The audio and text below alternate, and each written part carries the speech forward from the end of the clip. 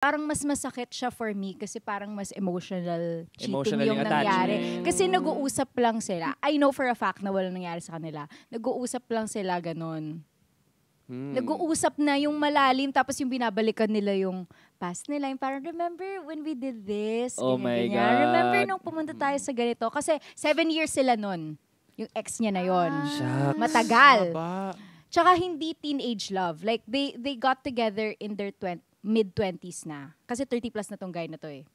They got together. So, adult na sila. Seryoso So, talaga. Seryoso talaga. Tapos nagpapadalahan sila ng food, mga ganon. siya Nanonood nakamove. sila ng online, nag-church sila online together, mga ganon. Tapos, alam diba sa Messenger, pwede ka mag-search in conversation. So, hinanap ko yung pangalan ko dun sa convo.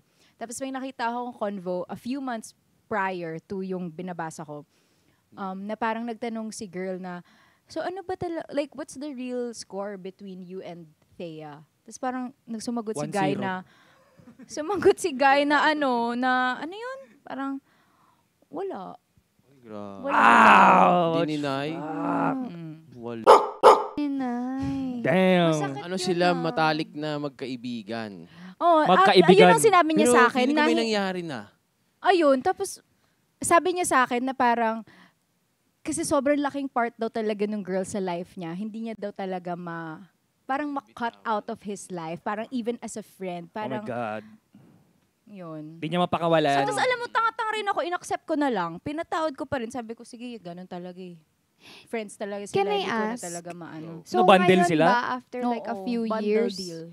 sila ngayon? Do you have Hindi ko any alam. updates?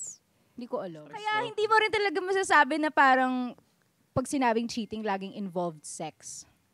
Kasi, tinan mo, may nangyari sa amin ganun, wala namang sex involved. That's a good Pero point. masakit pa rin. Mm. Masakit. Mas masakit. Mas masakit pa nga eh, for me ah. Yeah. Anyway, ayun. Oh, ikaw naman.